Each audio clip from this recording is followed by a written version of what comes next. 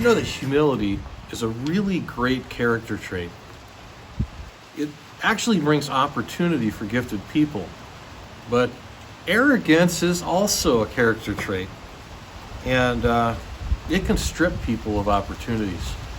You know, there's a story in the Old Testament, in the book of Samuel, about a man by the name of Saul, who became king.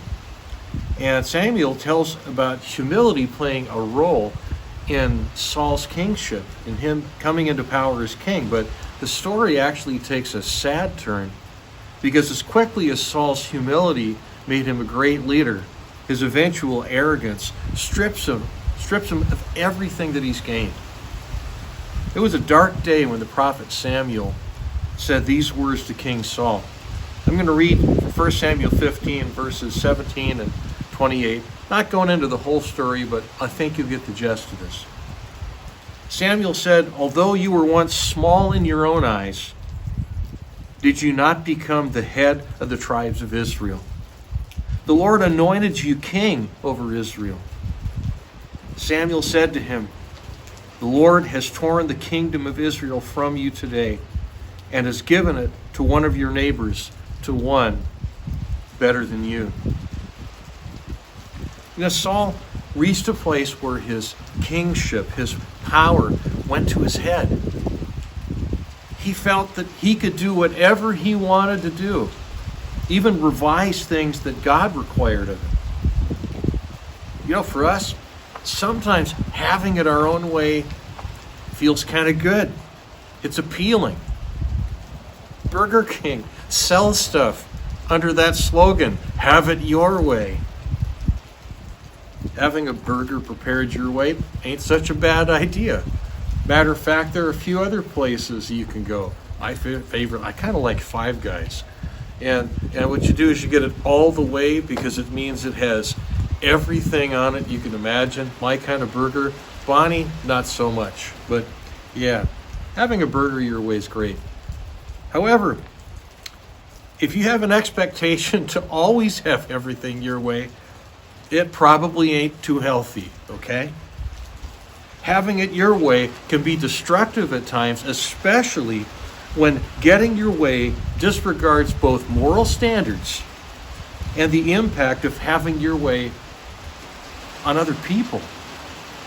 Humility always considers the consequences of both words and actions.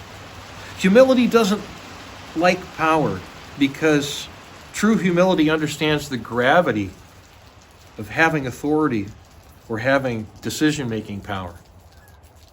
Did you know Jesus had a lot to say about the contrast between have it your way ambitious people and the faithfulness of humble people? Let's look at a reading from the gospel. Matthew 23:12, Jesus says the following: "Those who exalt themselves will be humbled, and those that humble themselves will be exalted." The idea is, you know, we have, for every action, there's an equal and opposite reaction. In this case, if you're wanting to be just out for yourself, there's going to be pushback. And Jesus said, this is the pushback. You try to exalt yourself, God's going to humble you.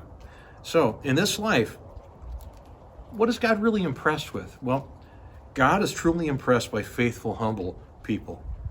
People who seek service to others instead of power over others. That's kind of what humble people do.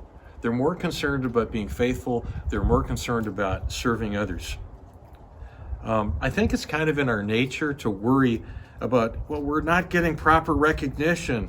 It's like people, they don't appreciate my gifts. They don't appreciate my skills. You know, the truth is, you may indeed have some gifts, some skills. But you see, faithfulness has always been more important than giftedness. You can take a faithful person and cultivate their gifts, but you can have the most gifted person on the planet with a toxic personality, and they get nowhere. You know, here's an illustration for you. There's a young and upcoming guy in a company, and the CEO actually took him out to lunch in the company cafeteria. And as they're going through the line, he's kind of eyeing this young executive, and he was going to talk to him about a promotion. But as they're going through the line, the CEO notices that this guy is slipping condiment packets under his napkin so that when he goes through the checkout, he doesn't have to pay for the condiments. You guessed it, the promotion never happened. It never even came up in conversation. Jesus talks a bit about faithfulness in this way in Luke 16, verses 10 through 12. Whoever can be trusted with very little can also be trusted with much. And whoever is dishonest with very little will also be dishonest with much. You think maybe that CEO was thinking about that when he decided not to promote this guy? Yeah, pretty much. So, if you have not been trustworthy in handling worldly wealth, who will trust you with true riches? And if you've not been trustworthy with someone else's property, who will give you property of your own? Jesus taught that faithfulness in earthly matters is important, and unfaithfulness will cost you. You will ultimately lose opportunities if you're not faithful. And you got to remember, what's at the source of faithfulness? Humility. If you lose out on this one, the true riches that Jesus talks about here are the riches of God's kingdom. Let's go back to where we started with Saul. Samuel was saying to him, basically, when you were small in your own eyes, God made you king. You see, Saul, he started out right. He was small in his own eyes.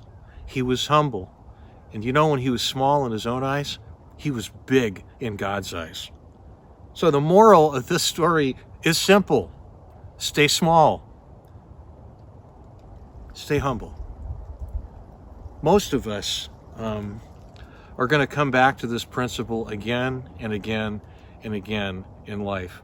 It's kind of how it is. Some of the real important lessons in life, it's like we think we got it nailed, and then we find that we let things slide a little bit in our lives, and we go, oh yeah, I need to be humble, I need to be faithful. There's a phrase, and I know it's not Bible, good things come to those who wait. Sometimes it's one of those patience deals. In the last few lessons that I talked in these videos, talked about not getting tired of doing the right thing, because in due season you reap if you don't give up. And that's kind of how it is with humility. Humility is something you need to be faithful to, but humility will drive you to be faithful in life. Remember, God wants you to thrive.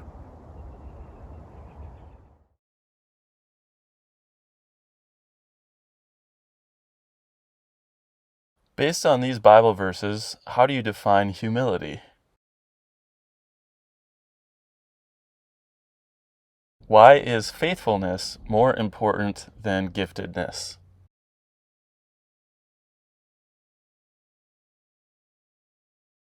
What's so important about faithfulness in small stuff?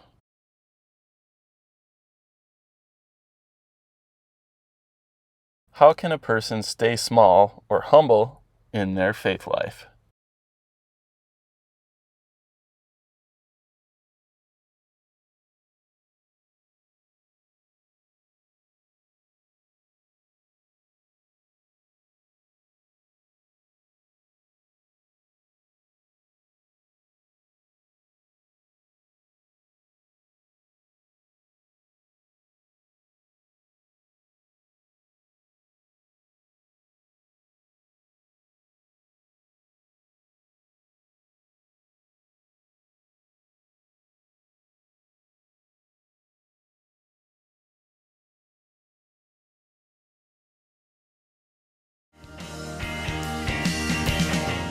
Thanks for watching. If you'd like to enjoy more by the Vineyard Church, like us on Facebook at www.facebook.com/The Vineyard Church Iron Range. Subscribe to our YouTube channel, The Vineyard Church Iron Range. Or visit our website, www.ironrangevineyard.org. Lastly, subscribe to our e-newsletter to stay connected. Do so by visiting our website and clicking subscribe to our e-newsletter on the homepage.